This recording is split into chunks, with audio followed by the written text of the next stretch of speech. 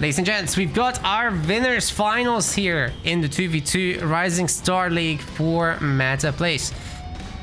We've got SA Cholteon, also known as Abi Rapier, and on the other side we've got Chechos Pros, his buddy. They're playing as Yap Yap and Cutter. And on the other side, you're never gonna guess it, but it's the same kind of composition, except it's Strike and Shack. So full Mexico, full France teams. Very interesting. And so far the Frenchies have been very dominant. Let's see if they can keep that momentum going, but against this Team Mexico, they're particularly strong and very well synergized. They play a lot together anyway. So I'm having some high hopes for them.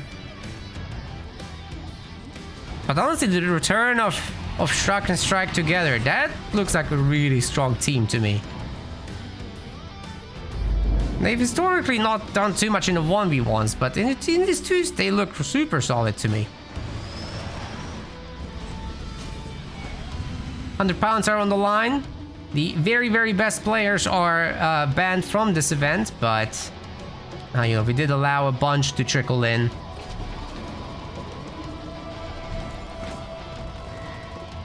Chechos, for example, is one of them.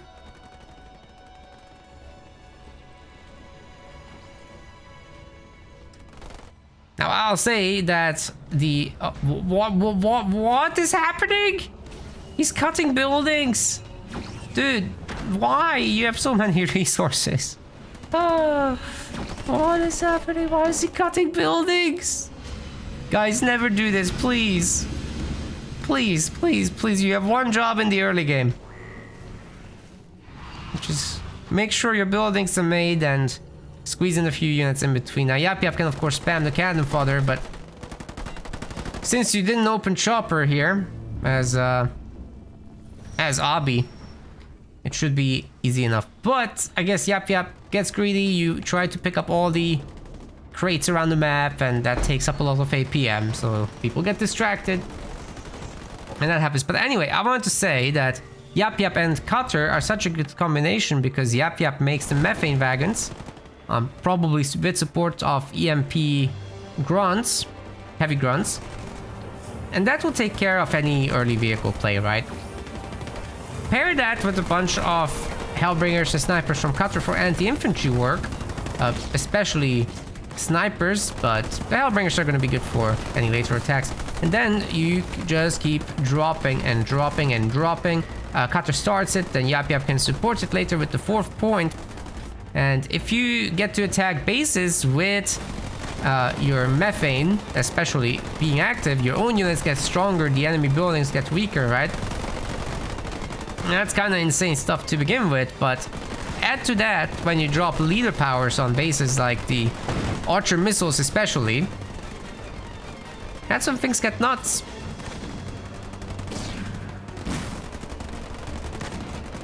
Okay, snipers do pick off the Grunt Riders. That's their main job here. Of course, every single new one coming out is causing trouble here. But in the end, Abi Rapier does lose the entire thing. We've got a little bit of Yap Yap versus UNSC fighting going on here too. With snipers, they're not that good against, of course, the cannon fodder. There's too many models in the squads. That caused a lot of trouble. They're also free. Snipers are far from free. Double generators up. And we've got an expansion. As well as a tickle generator here. I mean, you drop all the SDs on this as Chechos. I think you can actually do a massive amount of damage there, but I more expect the ODSDs to be brought down on these choppers actually, especially while they're stunned. Do it after again. He's got the money now, so you could absolutely finish these off. And that's coming in, but we've got a really good beam on the UNSC infantry here, but also amazing splits from Chechos. He's basically gonna lose nothing. What a great split that was. GG. Well, it's not GG yet, but it was really good.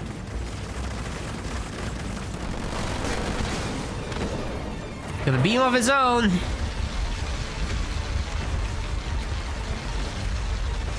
Excuse me, rapier does. It didn't do much.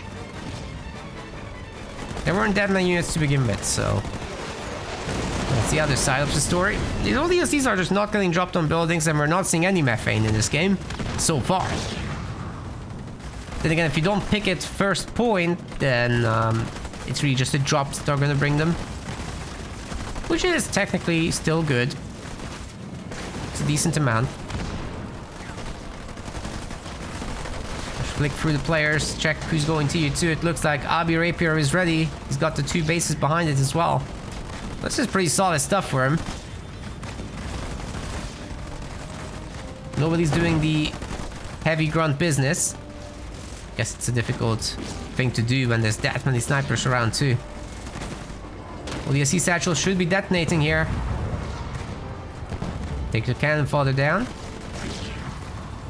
Spartan's in a bit of trouble. Probably gonna get taken out by the choppers anyway. Snipers do it.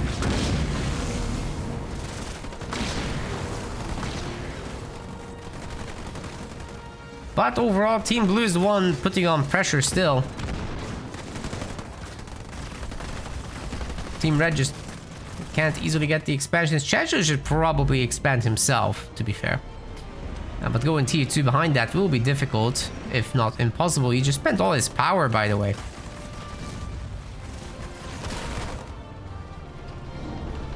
But guess who's triple pumping units now? From raid camps.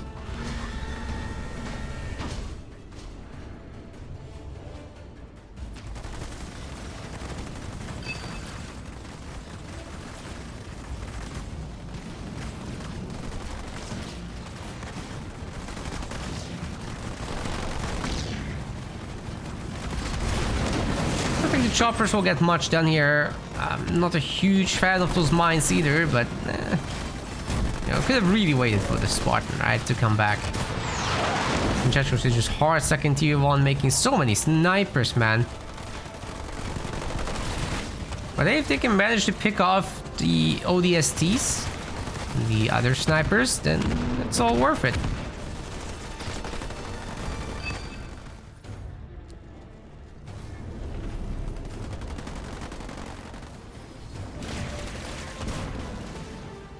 Once his mass rangers, his infantry spam is definitely going to stop to a degree.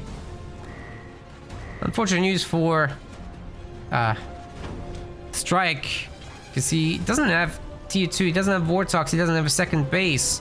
Things are going to be actually difficult to keep up here.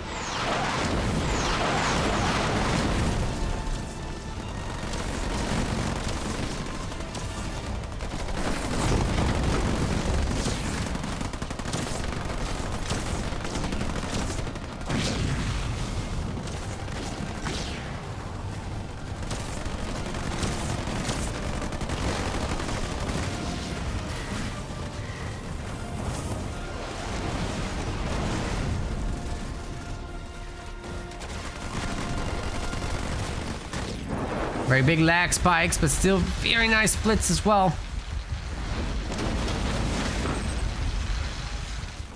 Team Blue is doing great. And I think they should be able to push this all the way back, but there's combat tech Marines now. It's a little bit harder to do it against them. Then again, there's so much anti-infantry, I'm not sure it really matters if they're combat tech or not. Not too much anyway. Ooh, the Archer missiles actually do a lot of damage. The Grunt Dome ends up being a little bit late. But there's still so much anti-infantry under it.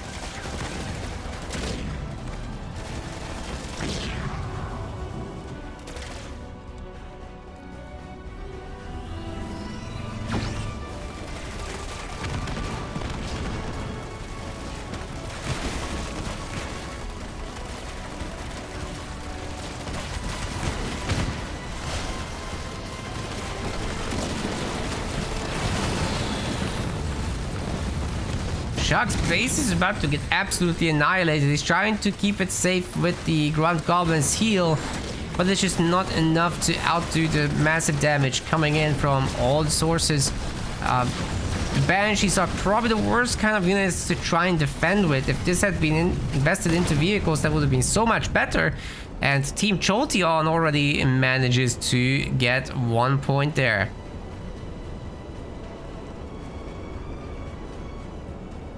let's move on to the next one. Ladies and gents, welcome to game number 2 in this winners finals. We've got Checho's Pros in the blue color. He's a little bit slow actually on the buildings here maybe, but it's fine.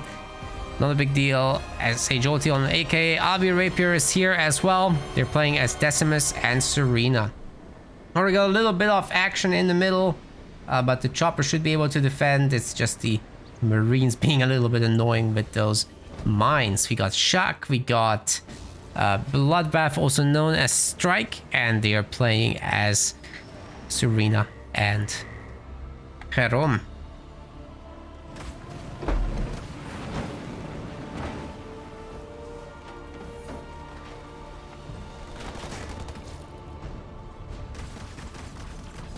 Now, this all in a sea situation on this map could be very interesting if they end up going into mass snipers. Adding Jerome to it is definitely a good idea, as you'll be buffing your boys.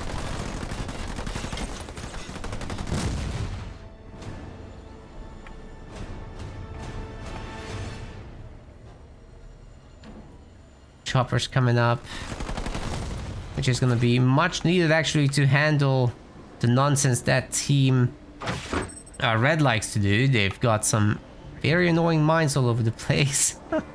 If anyone ever runs into them.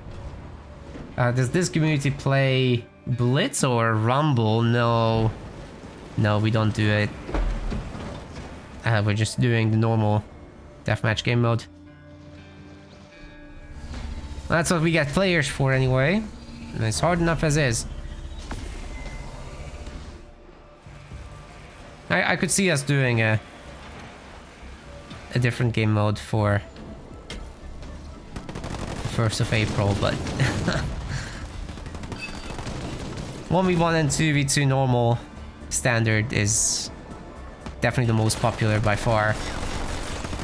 3v3 is popular for matchmaking, but it wouldn't work great in tournaments. Too many people, too much lag, too much opportunity to crash the game and disconnect.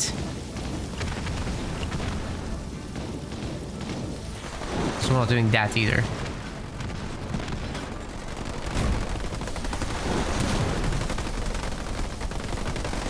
So, Serena has to be the one capturing the power nodes, because then you get the ice. It's difficult even for the other Serena to take that away. We got Grenade Marines to handle the choppers, a good amount of snipers, but that's a massive clump over there. Still, the chopper does get taken down. Jerome ends up joining the fight. I'm not sure anyone is watching those mines at the moment, but we've got an ice cream truck. Okay, good split from the guys. They do get out of it. And Mantis gets thrown into the mix, but it doesn't really land on anybody.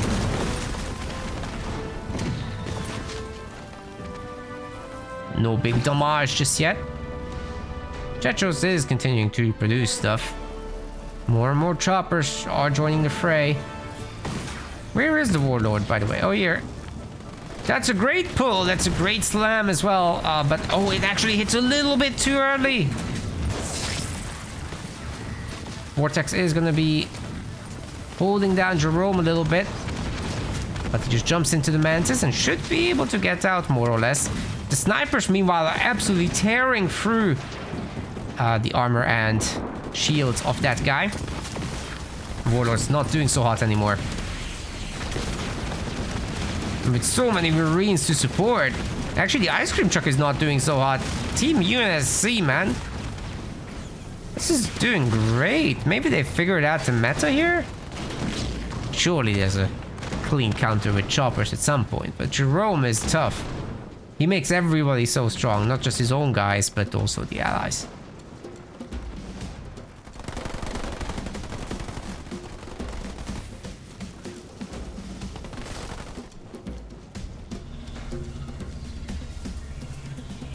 Well, the Warlord is going to be remade. It's an expensive move. Meanwhile, the other guys, they can just capture the power nodes, benefit from the extra economy, swap out to a generator, because that's basically the cost of a hero to be remade, right? And just make a few more units. Marines mostly, as they just go to tier 2. And they'll be fairly comfortable. Anyone that's very hurt can just go out to heal, like that Marine over there. You know, pick up some crates if you find the time. It's a pretty comfortable setup from here. Second bases even, I mean, that's... If that plays out nicely for Team Red, it's a massive advantage.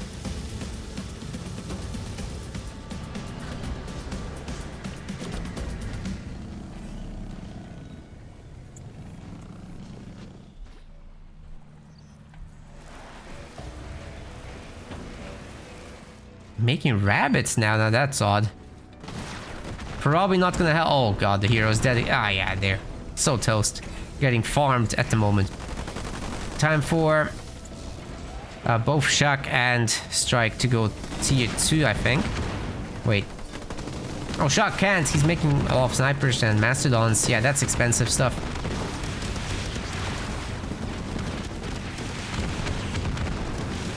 Guys, it is better, by the way, to keep these two separate. Like, they'll do more damage separately than together.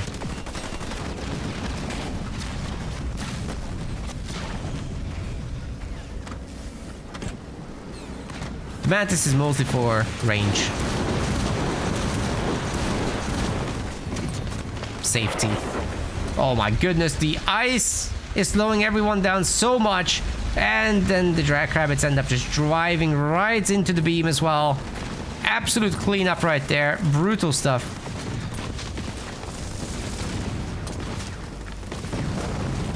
And that's it. They're done. Score is now 1-1. We're gonna go to a decider. Here we go with game number 3. Chechos in the blue, and in the teal we've got SA Cholteon together. They're Cholteon, and they're playing as Forge and Shipmaster. On the far side of the map we've got Bloodbath, also known as Strike, and Shock. Together they're McGregor for some reason, and they're playing as Shipmaster and Forge. A really good combination here. Just vehicle superiority to be expected, supported with low suicide grunts, and you shouldn't be too fearful of infantry play. Although that Jackrabbit is going to struggle against the Ghost, of course. I typically prefer, I think, just making an extra Marine instead, and it's cheaper. It'll still gather your resources. You'll still see far enough from this cliff to buy the mini. Especially if the ship sends a grunt over, like that's entirely doable for them. But you know, they've got a Ghost business here of their own, so similar setup on this side. Not sure what happened with Chechos' initial units, but it looks like it's all Marines, so that's more like it. Expect a Forge Hog there from both sides. They totally agree about what leaders to go here. Mirror matchup.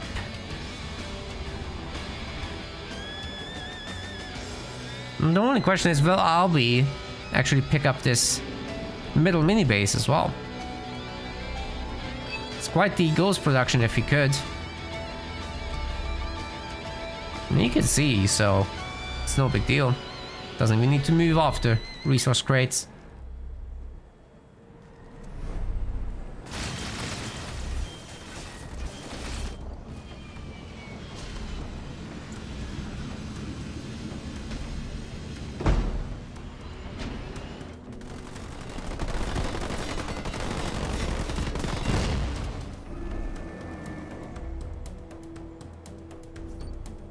Forge and Marines as expected. Forge and Marines and Hellbringers actually. Ghost with shielding for Bloodbath. And for Cholteon it's Ghosts. No shielding yet. Ah, he just queued it.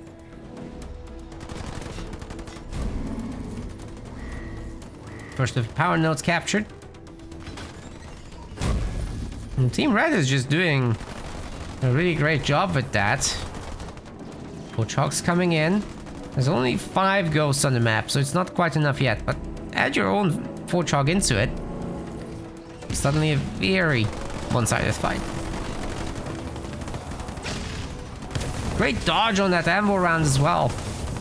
Now they can go and attack. It's their time.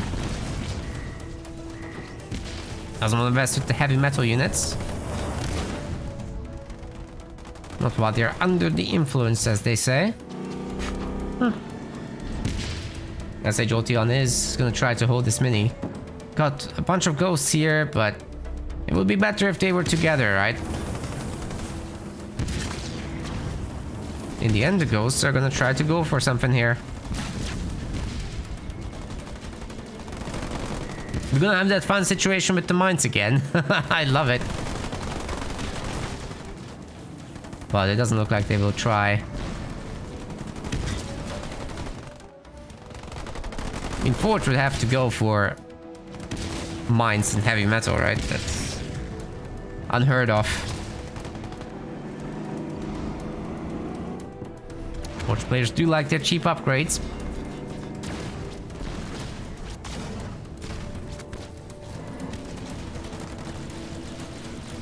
It's critical for the economy.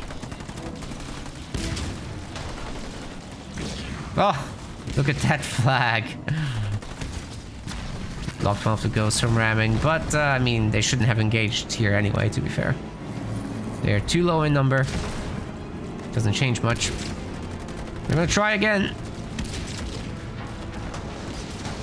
The ghost versus ghost looks okay. It's that Forge Hog that's worrying. Gets ammo rounded. There's no health left. It's a prime target for ramming. Oh my goodness. It's barely any health on it, but the ghost blocked the path. It's just... it's gonna cost him everything. And the Marines coming over can equalize the situation, though. Ooh, especially with the bombs. But the bombs actually end up on the wrong side of the cast. You have to put it further to the side.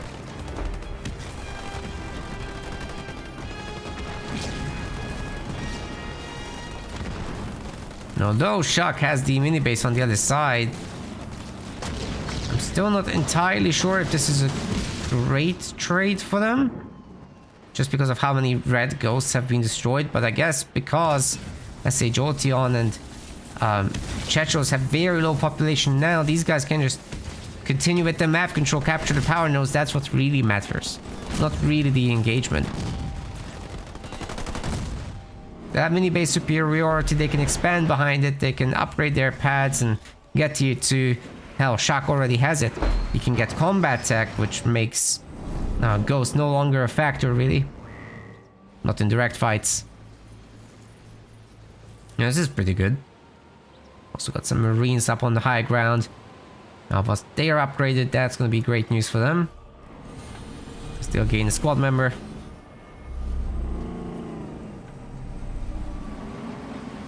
Shock's feeling brave and adds an extra gen. Well, it's only number... oh, it's number 3. That's great.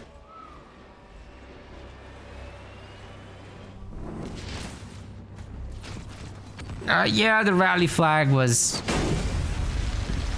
definitely shady, but it didn't materially change anything. Okay, that beam does, however. all the Marines are gone. It wasn't on purpose, I think. Sometimes you just put a rally flag. The red ghosts weren't gonna win anyway, so...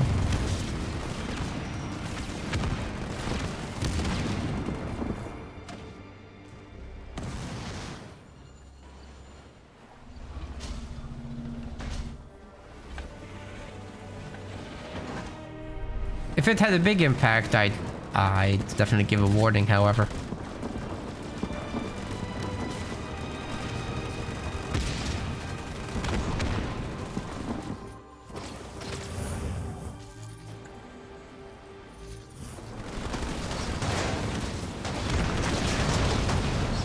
Wow. The blue units are still winning here. Shock might have been too overeager getting that generator up and running. It might have been more important to get Warthogs. But he's got a pretty decent Forge Hog here. We're gonna have a Spirit support coming through as well. So I think that should hold this. Ghosts are definitely toast. And the engineers can just heal the base. It's looking good to me. I don't think they'll catch the Forge Hog there, but You can destroy the Marines. Another generator. That's number 4 now. Very nice for Shock. You can hold that. He can get very easy tier 3. Get that super forge hog and have a party with it. Meanwhile, Team Blue hasn't even expanded yet.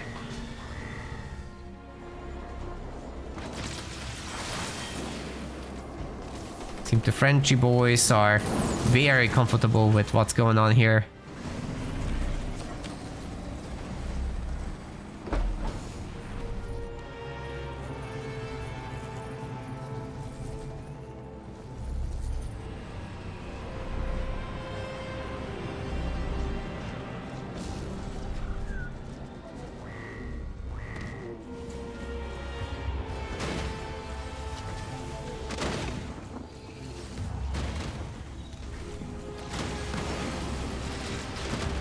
Oh, Dark Skies Brutes, that's wild. The engineers can still potentially save the base if they have the bubble. Ooh, that's very nice. Very nice timing. Could have been much worse. Like the addition of the Marauder, that will help a lot against the Hammer Brutes. Believe it or not, a lot of those Hammer Brutes can actually cause trouble for elites. Kodiak's getting absolutely bullied here. But that heavy metal forge hog doesn't have long left on the buff.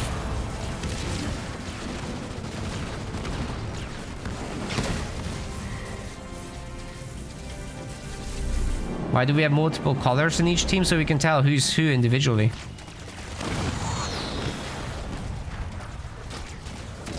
Also, it's how this game works. You can't not have it.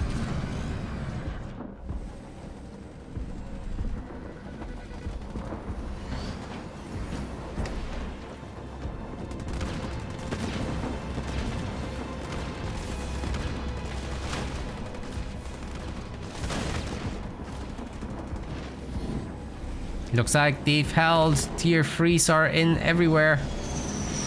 Except that forge hog for now. Shock is tier 2, sorry. What happened there?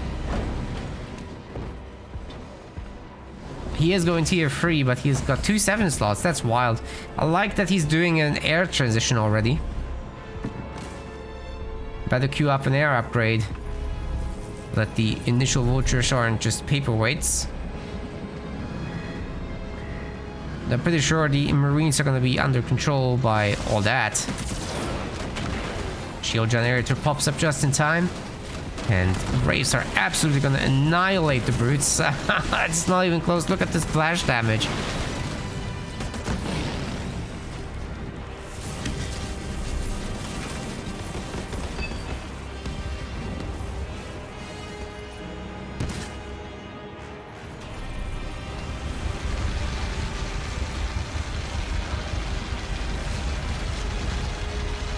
Kodiak drop to supposedly keep everything safe around here, but they're way too far out.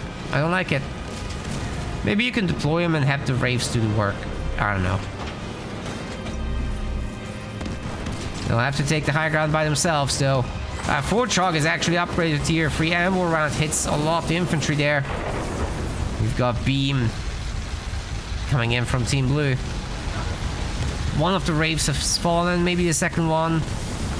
Not quite. Grizzlies get called in. That's it for the Forge Hog, I'd say. Seems to just about make it out, but everything else will fall.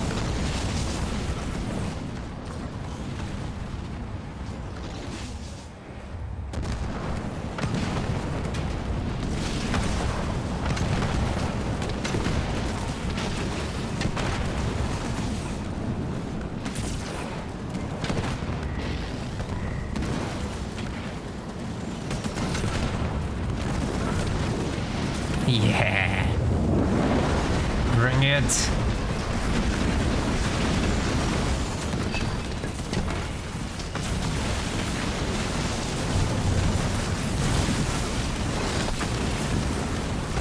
What? These guys got displaced into the crew.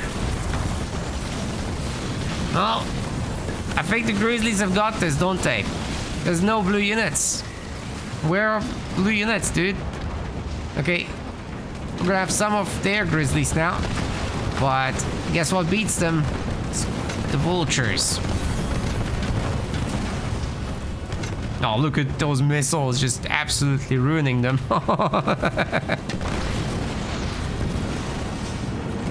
Made quick work of them.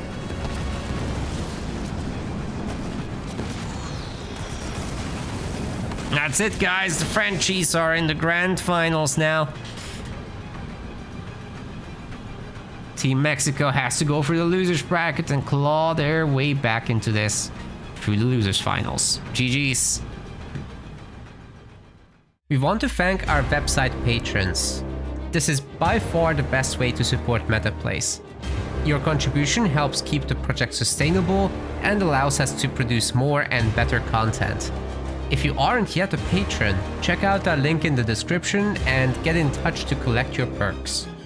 We will see you the next time.